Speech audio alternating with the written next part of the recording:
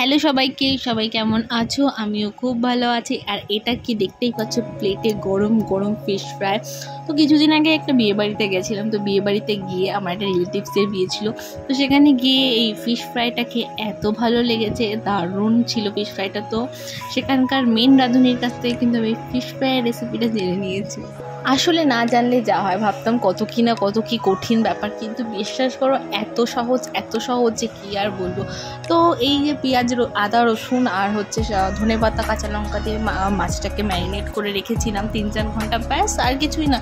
আর এই যে একটা ডিম আর ব্রেড ক্রাম্পস দিয়ে নিতে হবে, দুবার করে ডিম আর ব্রেড ক্রাম্পসে কোট করতে হবে, কোট করে নিতে হবে। তো তারপর কোট করার পরেও ফ্রিজে 1 ঘন্টা মতো রাখতে হবে, যাতে ব্রেড ক্রাম্পসটা সেট হয়ে যায় ভালো করে।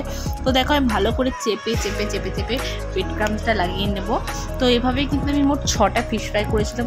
মানে এত সোজা, এত সহজ একটা রেসিপি, কী আর বলবো। আর খেতে এত টেস্ট, না জানি এগুলো বাইরে প্রায় 200 টাকা করে এরকম ফিশ ফ্রাই কিনে খেতে হয়, আর সেটা এত টেস্টিভাবে এত সহজে ঘরেই করে ফেলেছি।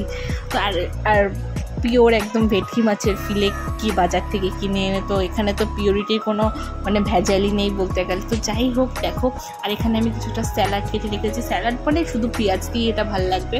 তো যাই হোক, এটা কিন্তু উল্টে পাল্টে মানে মিডিয়াম টু লো ফ্লেমে ভাজতে হবে, যাতে মাছটা ভিতরেও ভালোভাবে কুক হয়।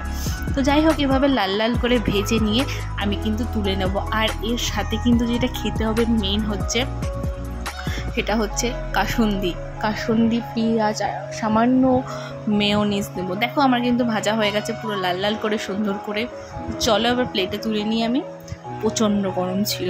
যাই হোক, আর তোমরাও কিন্তু একবার ট্রাই করতে পারো, খাবারটা ভীষণ এত সহজ, আর কি বলবো, কিছুই লাগে না।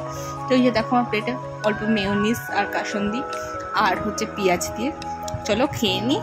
এত গরম টেস্টি খাবার। আর হ্যাঁ, সাথে আমি কিন্তু কাঁচা লঙ্কা নিয়েছিলাম, আমার কিন্তু লঙ্কা খেতে ভীষণ ভালো লাগে। তো সবার যদি ভালো লাগে, সবাই প্লিজ লাইক করে দিও।